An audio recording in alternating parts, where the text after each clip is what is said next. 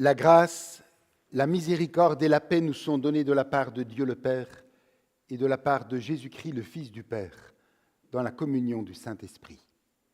Amen. Quand on est au désert, les journées sont longues, la route est difficile, la marche est fatigante. Et lorsqu'on découvre une oasis, c'est la fraîcheur, le repos. On se désaltère à l'eau de la source. Chers frères et sœurs, nos journées, nos semaines ressemblent parfois à des déserts. Alors, le culte peut être une oasis pour étancher notre soif et apaiser notre tumulte. Nous sommes invités aujourd'hui à creuser un puits dans nos vies, dans nos journées, dans notre agitation, pour découvrir l'eau qui désaltère, qui rafraîchit, qui repose. Je vous invite à la prière. Seigneur, nous voici rassemblés en ton nom. Sois au milieu de nous. Donne-nous de savoir recueillir cette eau dont nous avons tant besoin. Sois au milieu de nous comme une source qui rafraîchit, comme un ruisseau qui murmure, comme une fontaine qui désaltère. Amen. Je vous invite à vous lever pour louer l'Éternel en chantant du psaume 42, les strophes 1 et 3. Du psaume 42, nous chantons les strophes 1 et 3.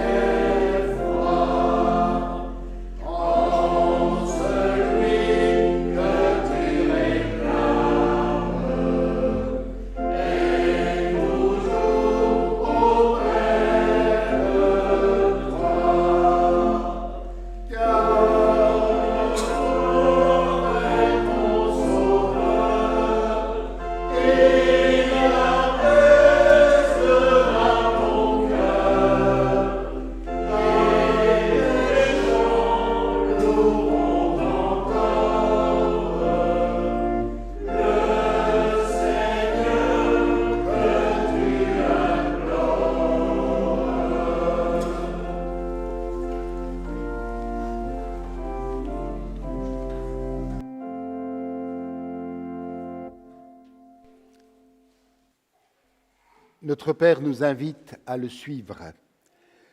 Et pour ce faire, il ne nous laisse pas errer, emportés par le vent des changements. Il ne nous laisse pas piétiner dans nos idées et nos conceptions étriquées. Il nous montre le chemin. Il nous ouvre la voie. Écoutons cette route telle qu'elle est tracée dans l'Épître aux Colossiens. Vous qui êtes choisis, sanctifiés, aimés par Dieu, dit l'apôtre, ayez donc des sentiments de miséricorde.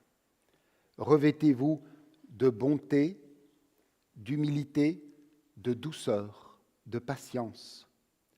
Supportez-vous les uns les autres Et si l'un a un grief contre l'autre, pardonnez-vous mutuellement. Comme le Seigneur vous a pardonné, faites de même vous aussi.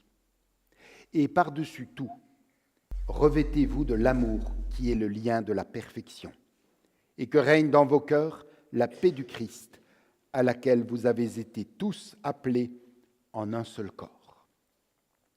Chers frères et sœurs, en pensant à la semaine écoulée et en mesurant nos paroles et nos actes à la norme parfaite de l'amour divin, nous sommes amenés à reconnaître humblement nos failles, les zones d'ombre et les fois où nous avons manqué de patience et de bienveillance. C'est pourquoi je vous invite maintenant à nous recueillir dans la prière pour confesser à Dieu nos manquements. Pardonne-nous, Seigneur. Nous faisons si souvent le mal que nous ne voudrions pas faire, et nous ne faisons pas le bien que nous voudrions faire. Nous voulons trop te plaire et nous plaire à la fois. Pardonne-nous, relève-nous, afin que nous apprenions chaque jour à mieux t'aimer et à aimer notre prochain. Père, je dis oui pour quitter les sentiers battus de la facilité. Je dis oui pour vivre ton projet et le réaliser.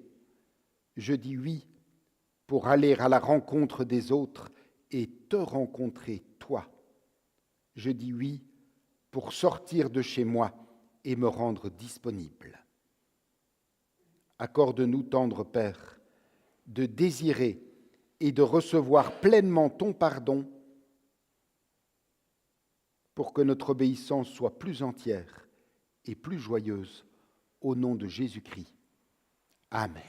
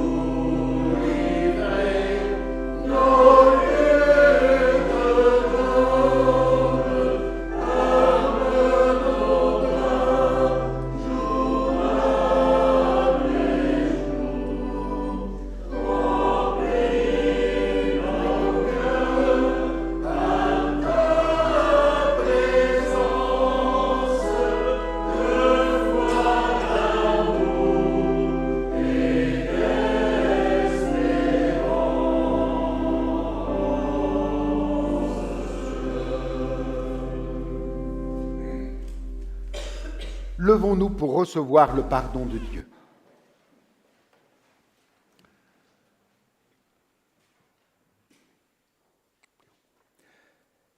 Par la bouche du prophète Osée, l'Éternel s'engage. Je m'attacherai à toi pour toujours. Je te conduirai dans la solitude. Je te parlerai cœur à cœur. En ce jour-là, mon nom sera amour, et je ne saurai plus m'en donner d'autre. Je m'attacherai à toi pour toujours, par la justice et le droit, par la tendresse et l'amour. Je t'attacherai à moi pour toujours, et tu connaîtras mon nom. À tous ceux qui se tournent vers Dieu et cherchent leur salut en Jésus-Christ, au nom du Père, du Fils et du Saint-Esprit, nous déclarons que Dieu accorde ici et maintenant le pardon de leurs péchés. Amen.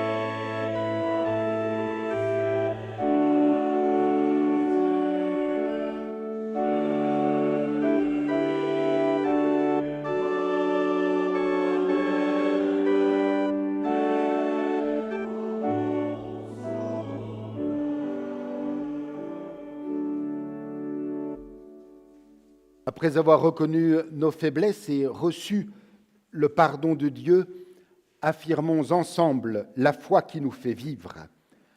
En confessant notre foi, nous renouvelons notre engagement à suivre le Christ, notre Sauveur et Seigneur. Nous croyons en toi, Seigneur, tu es source de vie.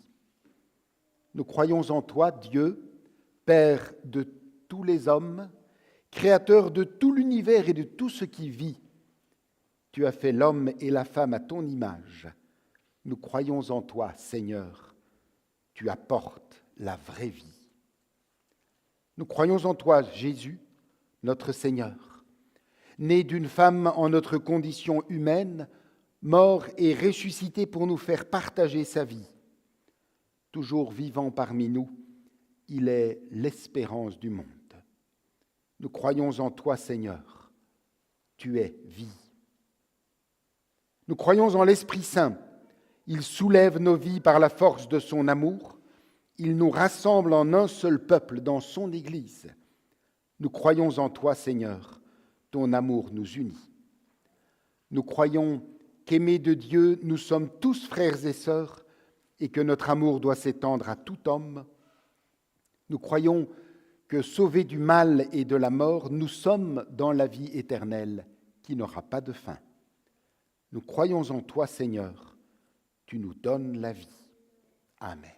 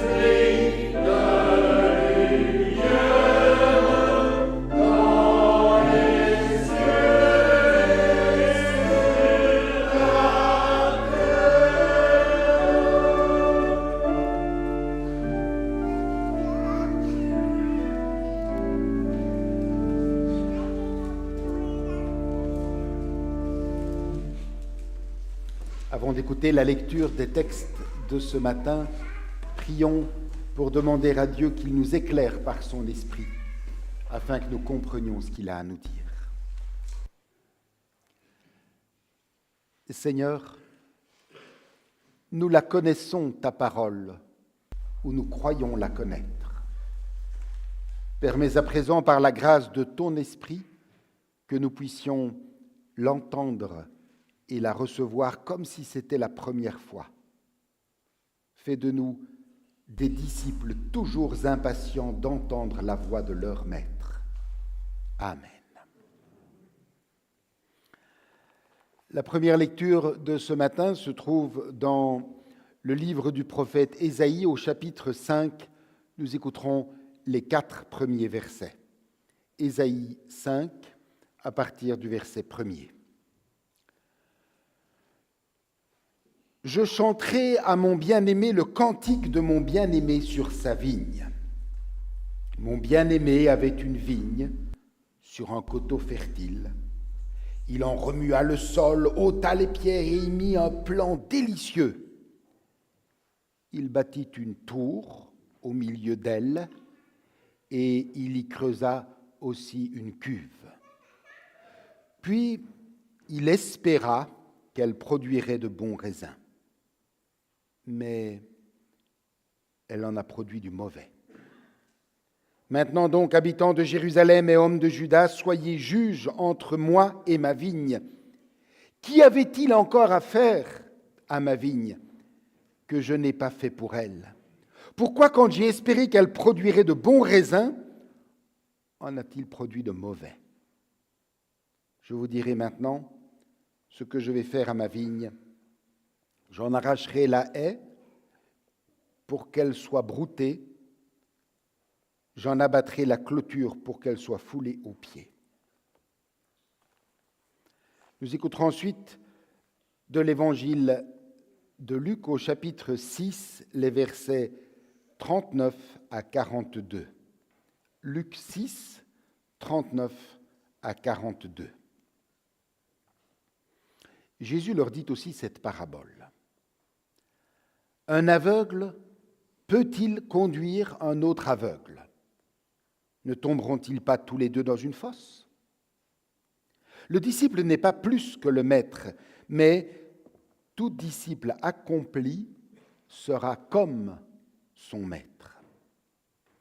Pourquoi vois-tu la paille qui est dans l'œil de ton frère et n'aperçois-tu pas la poutre qui est dans ton œil? Ou comment peux-tu dire à ton frère, frère, laisse-moi ôter la paille qui est dans ton œil, toi qui ne vois pas la poutre qui est dans le tien? Hypocrite, ôte premièrement la poutre de ton œil, et alors tu verras comment ôter la paille qui est dans l'œil de ton frère.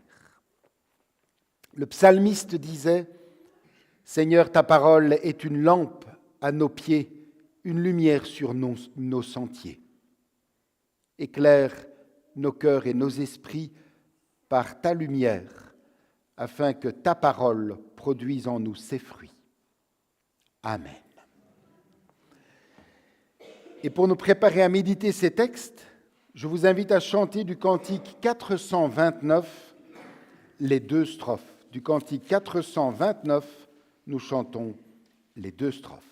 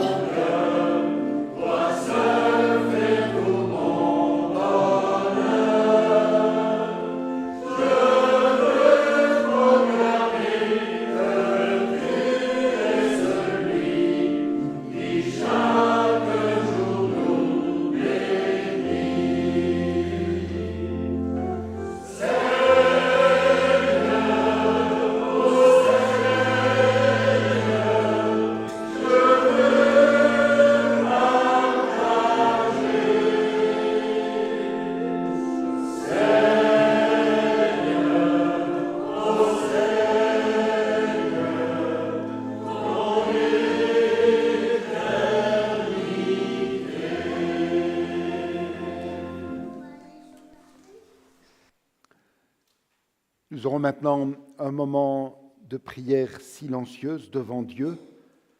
Prenons un temps où chacun pourra déposer devant Dieu son adoration, sa reconnaissance et ses besoins. Soyons à l'écoute de sa présence dans ce dialogue intime avec notre Seigneur. Recueillons-nous en silence devant Dieu.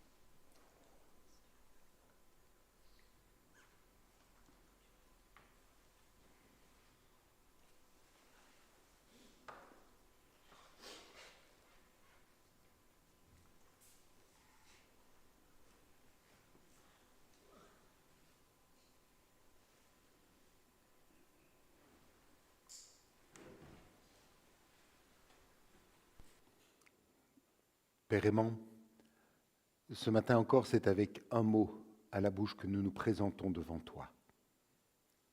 Merci. Merci pour tout ce que tu as été et tout ce que tu as fait dans nos vies personnelles, familiales, ecclésiales durant la semaine écoulée. Merci parce que si nous prenons la peine d'ouvrir les yeux et de regarder en arrière, nous découvrons que tu as été à nos côtés, que tu as accompagné chacun de nos pas. Tu nous as soutenus dans les moments difficiles, tu as partagé nos peines et nos joies. Merci pour ta présence et ton amour bienveillant. Merci aussi pour la joie que tu nous renouvelles semaine après semaine de pouvoir nous retrouver ensemble dans ta maison. Tu nous offres ainsi l'opportunité de marquer une halte dans la course effrénée de la vie de tous les jours pour déjà simplement nous arrêter un peu, nous reposer en toi, venir à l'essentiel pour nous nourrir à l'eau vive de ta parole. Père aimant, dans la joie d'être réunis en ta présence ce matin, te prions pour tous ceux et celles des nôtres qui n'ont pu se joindre à nous, te demandant d'être avec eux là où ils se trouvent. Te prions pour nos frères et sœurs qui sont en vacances, pour ceux aussi qui souffrent dans leur corps, dans leur cœur, dans leur âme. Tu sais toutes choses, tu connais chacun mieux que quiconque. Veuille accorder à chacun ce dont il a besoin aujourd'hui pour rester debout et continuer à marcher à ta suite. Comme chaque dimanche, nous te prions aussi inlassablement pour tous ceux et toutes celles qui ont choisi de ne pas répondre à ton appel. Garde-les, nous t'en prions. Touche leur cœur afin qu'ils puissent découvrir ou redécouvrir combien la vie peut se parer de couleurs vives et trouver un relief nouveau quand elle est vécue avec toi et pour toi. Maintenant, Père aimant, que nous allons nous pencher sur ta parole pour tenter d'en tirer des lignes de conduite pour notre vie de tous les jours, éclaire notre esprit et ouvre notre cœur, afin que nous comprenions ce que tu as à nous dire et qu'une fois comprise, ta parole puisse s'enraciner en nous et produire des fruits dans notre quotidien. C'est la grâce que nous te demandons dans le nom de ton Fils, notre frère, Seigneur et Sauveur Jésus-Christ. Amen.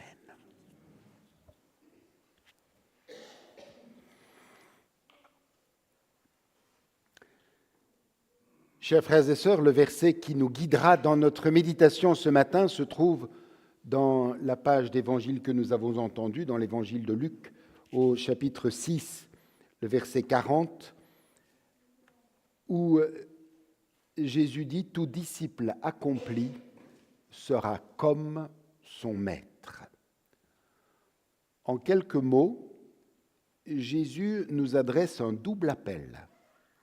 Devenir un disciple accompli et ressembler à notre maître. Tout disciple accompli sera comme son maître. Les textes de ce matin nous éclairent sur ces deux appels et vont nous aider à vivre en disciple accompli et à être comme notre maître, à son image. Tournons-nous d'abord vers la page de l'Ancien Testament que nous venons d'entendre. Il s'agit, vous l'avez entendu, d'un poème qu'Ésaïe lui-même intitule par ces mots au verset 1er « Cantique de mon bien-aimé sur sa vigne ». Cantique de mon bien-aimé sur sa vigne. La métaphore de la vigne, nous le savons, désigne le peuple de Dieu. Et en 2 versets, le prophète chante sa reconnaissance à Dieu pour tout ce qu'il a fait en faveur de sa vigne. Relevons ces belles images qui parlent du soin immense que l'Éternel porte à son peuple. D'abord, Ésaïe nous dit que la vigne est plantée sur un coteau fertile, nous dit-il. Pas n'importe quel coteau, un coteau fertile, un sol nourrissant qui lui permettra de produire des fruits en abondance. De la même manière, nous avons été plantés sur un coteau fertile dans la bonne terre de l'Église, corps du Christ. Cette terre est là pour nous permettre de nous enraciner, de nous nourrir afin que nous portions de bons fruits. La deuxième image nous montre que le vigneron prépare lui-même cette terre. Le verset 2 nous dit qu'il défonce la terre et la débarrasse des pierres. À nouveau, il en est de même pour l'Église. Dieu la prépare lui-même, il la purifie pour qu'elle offre un point d'ancrage sûr à ceux qui la rejoignent. Et enfin, Ésaïe dit, le vigneron bâtit une tour au milieu de la vigne et il creuse aussi une cuve. La tour de guet sert à prévenir des intrusions qui pourraient nuire à la vigne et la cuve sert à entasser le raisin mûr. Il en est de même pour l'Église. La tour de guet que Dieu nous offre, c'est sa parole.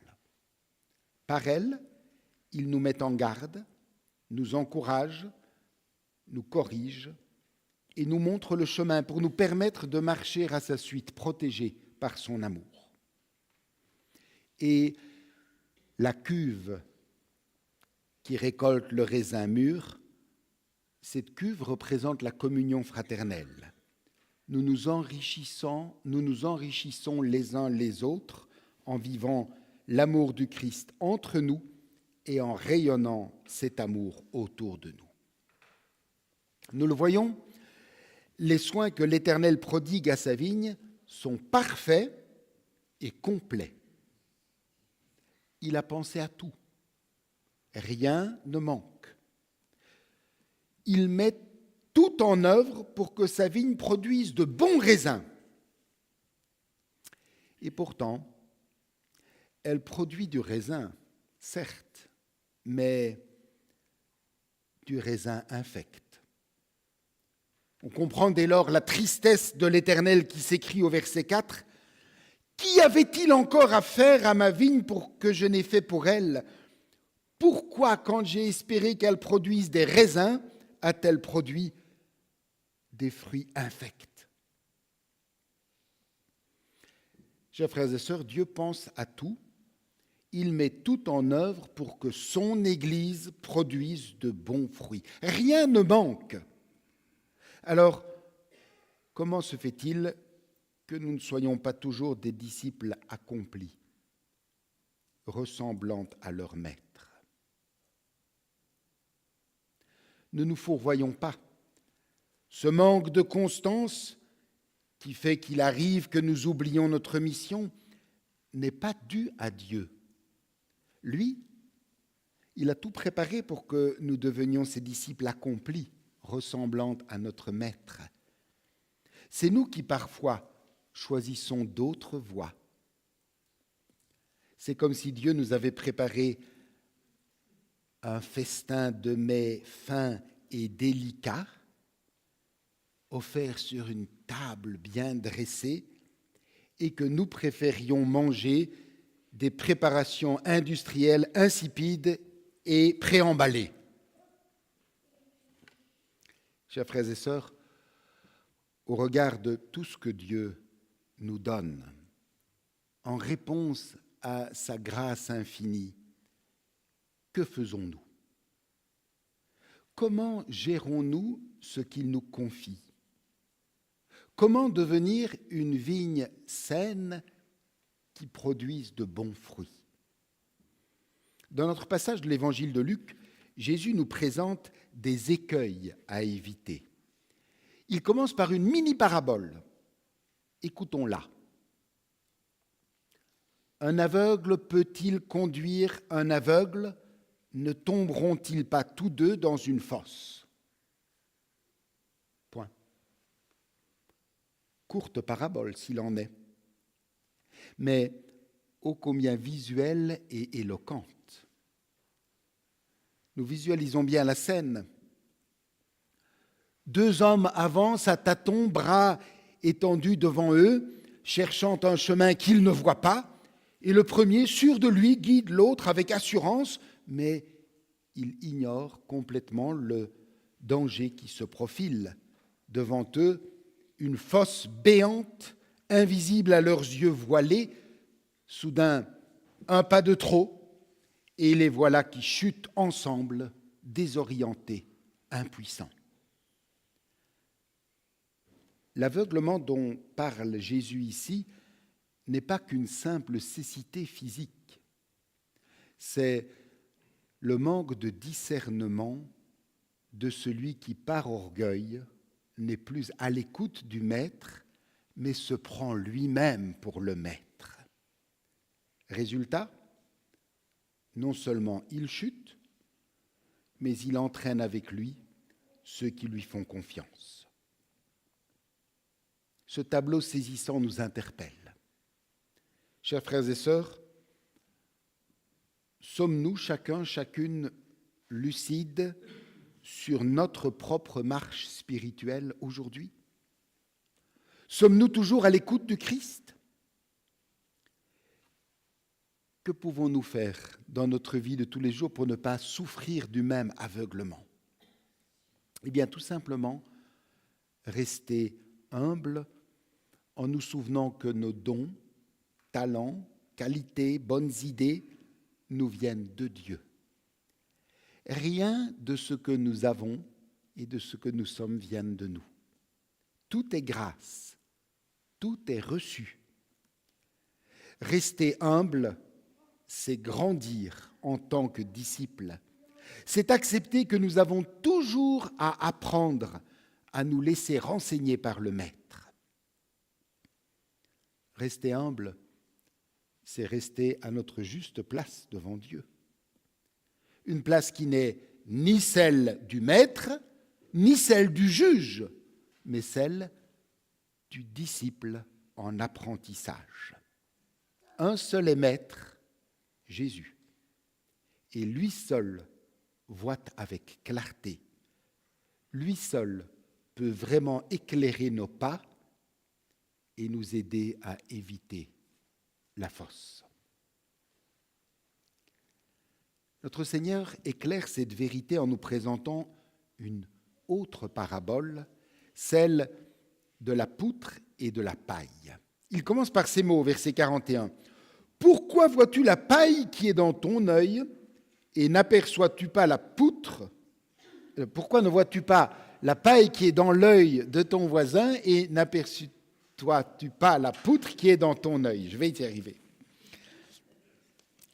Après nous avoir mis en garde contre l'orgueil, Jésus veut ici nous prémunir contre un autre danger tout aussi grave, le jugement de l'autre.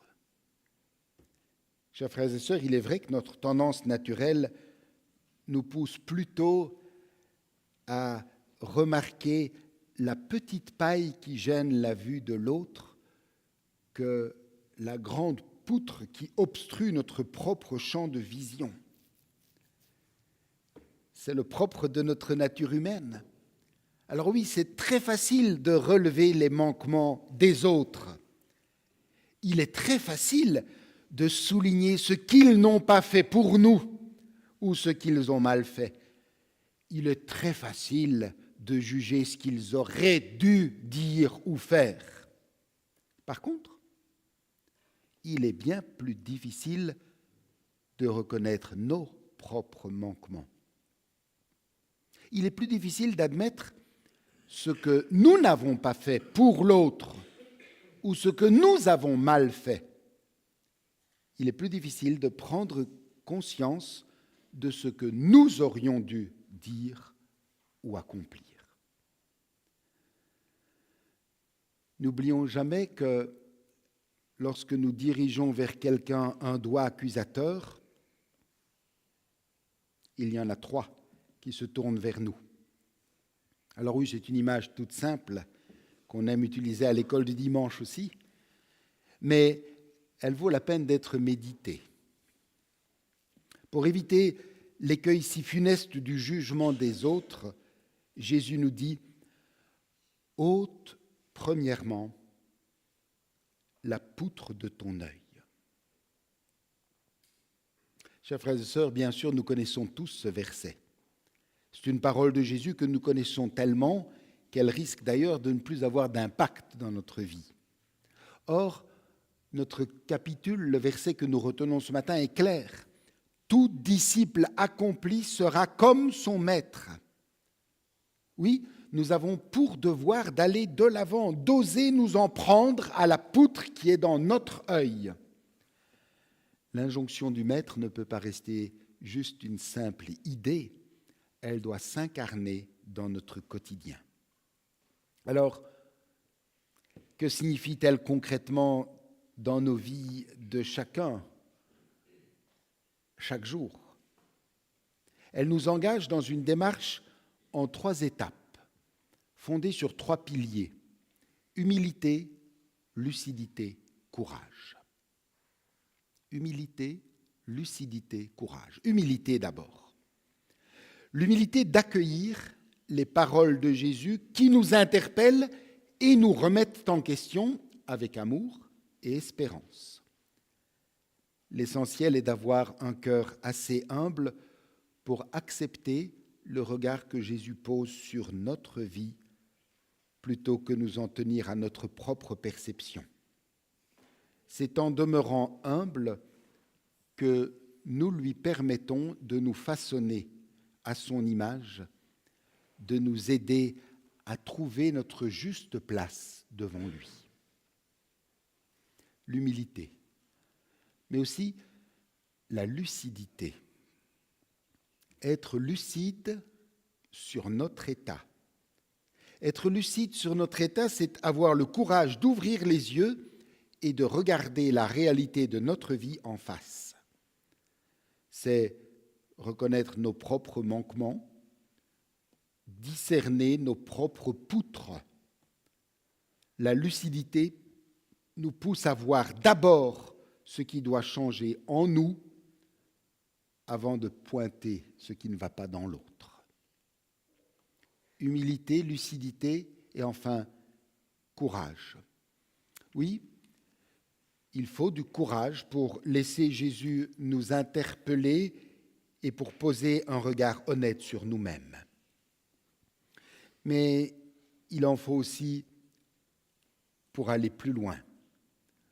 le courage de retirer la poutre de notre œil, le courage de transformer en nous ce qui ne correspond pas à la volonté de Dieu, le courage de tendre chaque jour à ressembler à notre Maître. Chers frères et sœurs, ce matin, l'Évangile nous appelle à être des disciples accomplis qui ressemblent à leur Maître. Le poème d'Ésaïe nous a rappelé l'immensité de l'amour de Dieu. Il nous a rappelé la perfection et la plénitude de ses soins. Oui, Dieu donne ce qu'il ordonne. Il nous accorde tout ce dont nous avons besoin pour accomplir notre mission. On ne peut pas imaginer recevoir plus que ce que Dieu nous a donné. Pour gérer au mieux les dons reçus du Père, Jésus nous invite à fuir l'orgueil et la prétention du jugement en adoptant une attitude d'humilité, de lucidité et de courage. Chers frères et sœurs, unis au Christ qui peut tout, emportons pour le méditer pendant la semaine cet appel qui nous est lancé dans l'Évangile de Luc, chapitre 6, verset 40. Tout disciple accompli sera comme son maître. Que cela devienne réalité pour chacun et chacune de nous. Amen.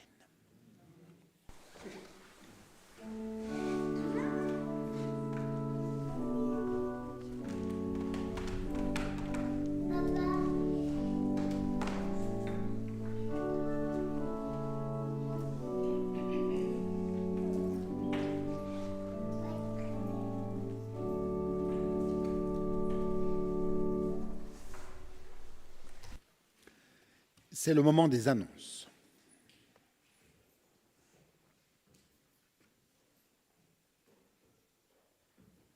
Comme tous les dimanches, maintenant, à 17h, nous aurons le culte dans notre église filleule à La Louvière. Demain, lundi à 19h, ce sera la réunion du consistoire. Mercredi, dès 9h, les diacres seront à leur poste pour la distribution des colis alimentaires. Et le même mercredi, donc à 19h, réunion de la Croix-Bleue. Jeudi, les diacres sont de nouveau là à 9h pour la deuxième distribution. Vendredi à 18h30, c'est la réunion des jeunes au local. Dimanche prochain à 9h, répétition de la chorale et à 10h, notre culte habituel. Alors je vous rappelle cette journée du 22 mars. Aujourd'hui, que dis-tu que je suis ? C'est Union Reformata qui organise et qui était à l'origine de cette journée de conférence, et il y a moyen d'avoir un repas chaud. Vous avez toutes les infos sur ces deux affiches. Elles sont également affichées au tableau dans le foyer. Donc, vous avez libre temps d'aller voir et prendre connaissance, et on laissera celle-ci aussi à disposition.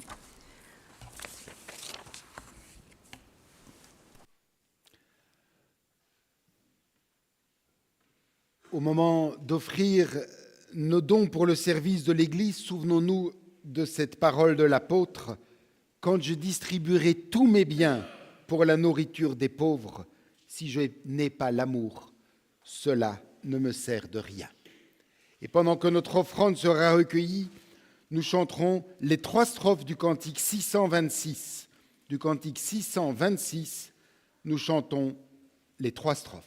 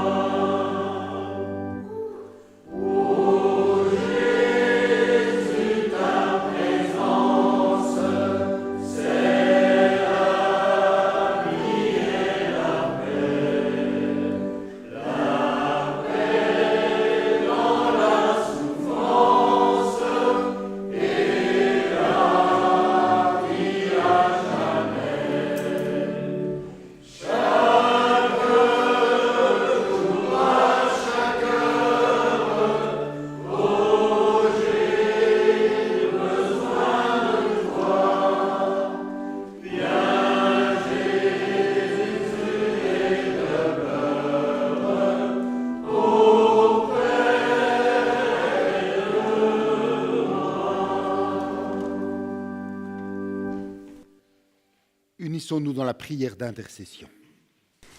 Seigneur notre Dieu, pour ceux qui sont nouvellement entrés dans la communauté des chrétiens, que l'Esprit Saint porte des fruits dans leur vie. Nous te prions, Seigneur. Seigneur, exauce-nous.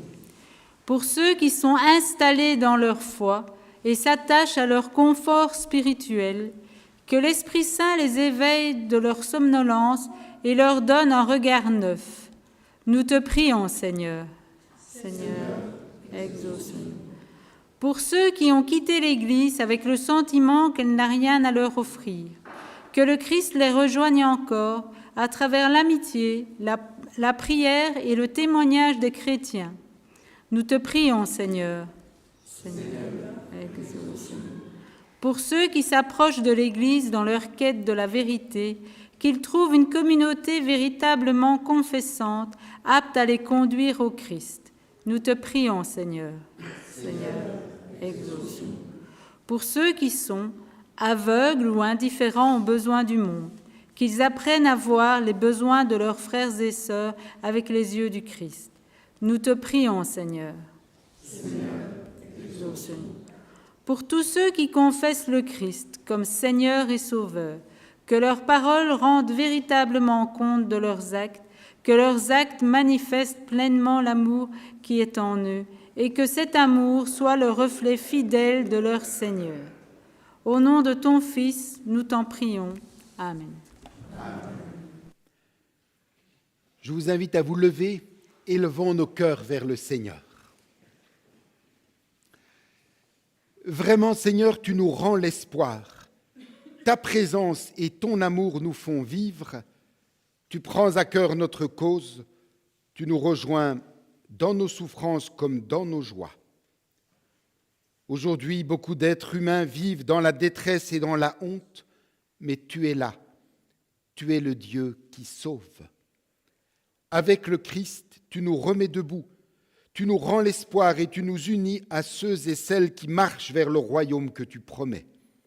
Avec eux, nous te chantons « Saint, Saint, Saint est le Seigneur ».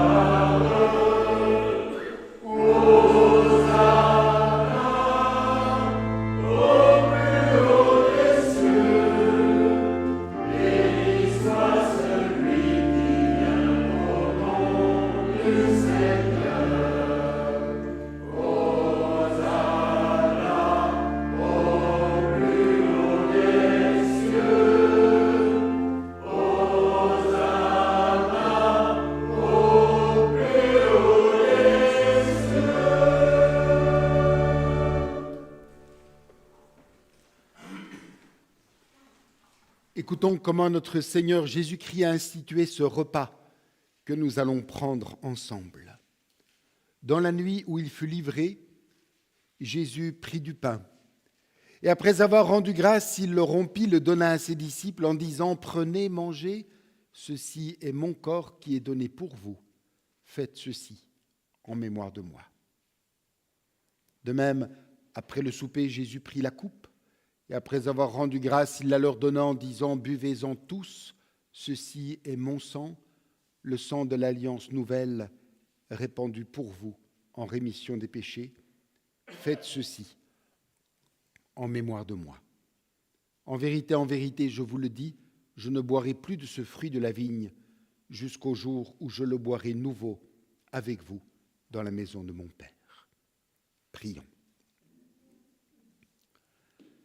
Père saint et juste, nous nous souvenons du sacrifice que notre Seigneur Jésus-Christ a offert une fois pour toutes sur la croix. Nous nous réjouissons de sa résurrection et nous attendons son retour. Nous nous tenons en ta présence avec ce pain et ce vin que tu nous as donnés. Nous nous offrons à toi pour t'aimer et te servir. Envoie sur nous ton Saint-Esprit, qu'en recevant ce pain et cette coupe, nous puissions communier au corps et au sang de ton Fils. Transforme-nous ainsi par ton amour. Fais-nous vivre de la vie du ressuscité, qu'il demeure en nous et nous en lui. Toute gloire te soit rendue au Père par Jésus-Christ, dans la communion du Saint-Esprit, pour les siècles des siècles. Amen.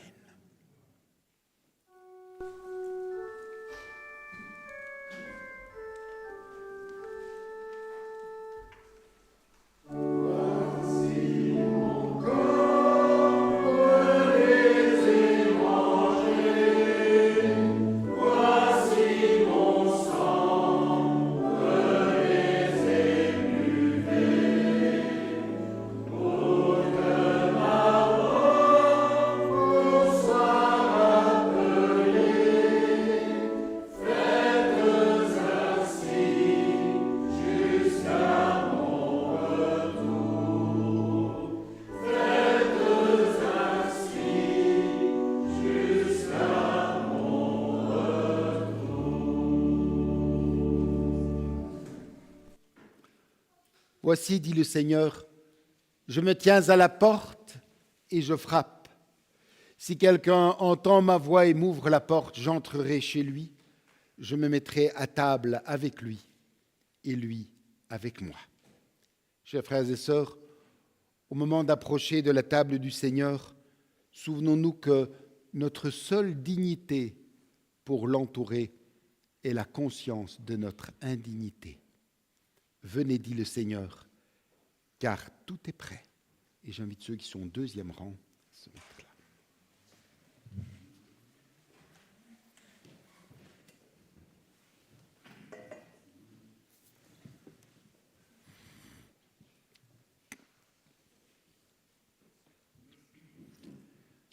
Le pain que nous rompons est la communion au corps de notre Seigneur Jésus-Christ qui a été donné pour nous. Ceci est mon corps. Ceci est mon corps.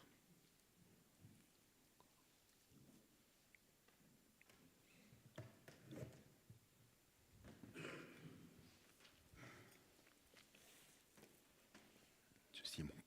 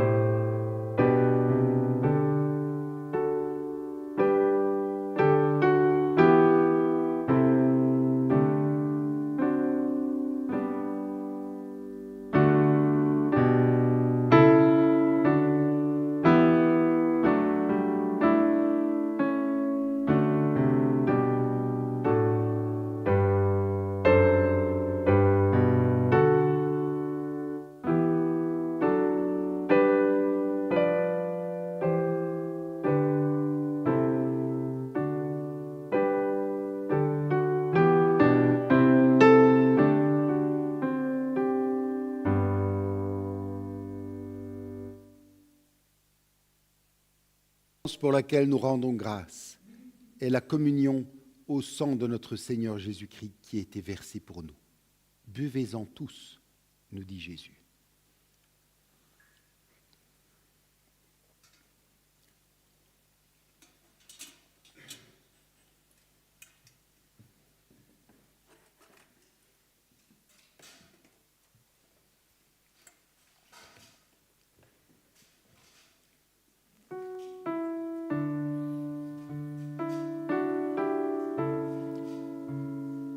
Chaque jour, je te bénirai et je célébrerai ton nom à jamais, à perpétuité.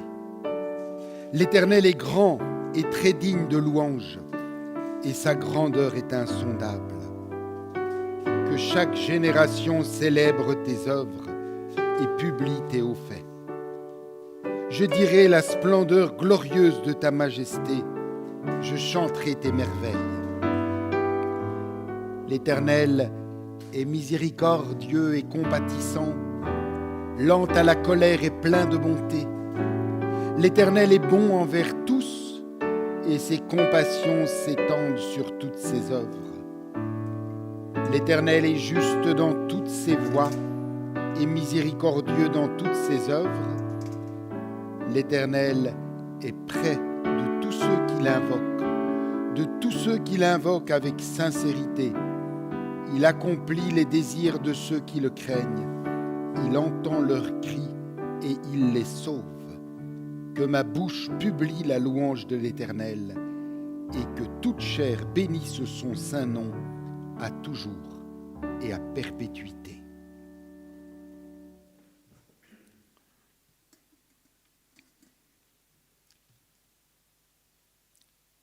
Pour la douceur et la force de ton pardon, pour la brûlure et la vérité de ta parole, pour l'unité que tu nous donnes en ton repas, béni sois-tu, Seigneur.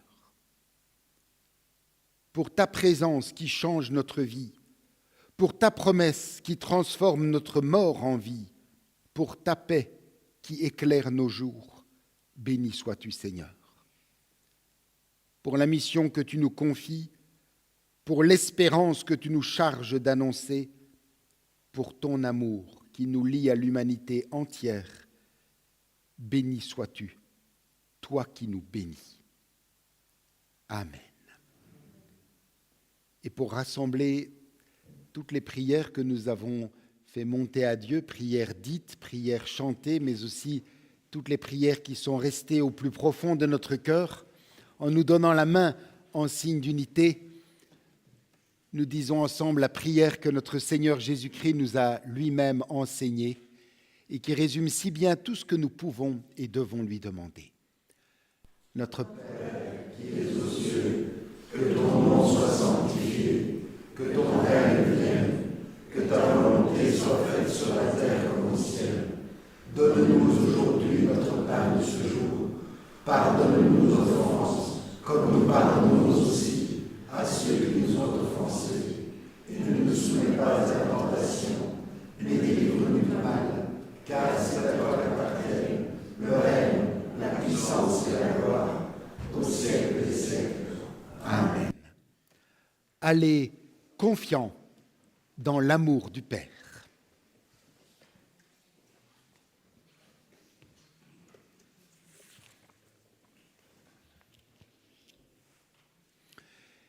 Écoutons l'exhortation et recevons la bénédiction de la part de notre Dieu.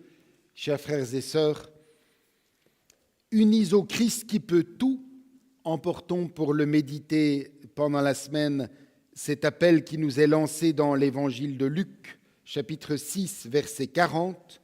« Tout disciple accompli sera comme son maître. » Que cela devienne une réalité pour chacun et chacune de nous. Que l'Éternel renouvelle votre intelligence, qu'il vous donne un regard clairvoyant, un cœur généreux, une fidélité éprouvée. Que l'Éternel vous bénisse et vous garde dans la communion du Père, du Fils et du Saint-Esprit. Amen.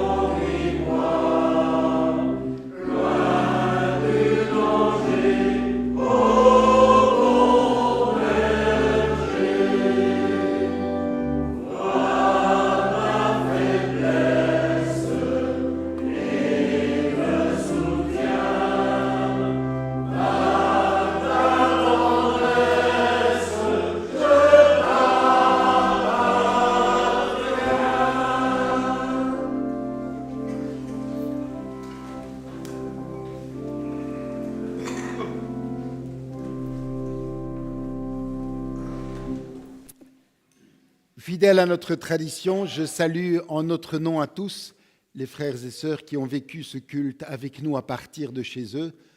Nous vous souhaitons de vivre un culte et une semaine bénie et nous vous disons à dimanche prochain pour le premier dimanche du Carême. Nous entrons dans notre préparation au lumineux dimanche de Pâques. À bientôt.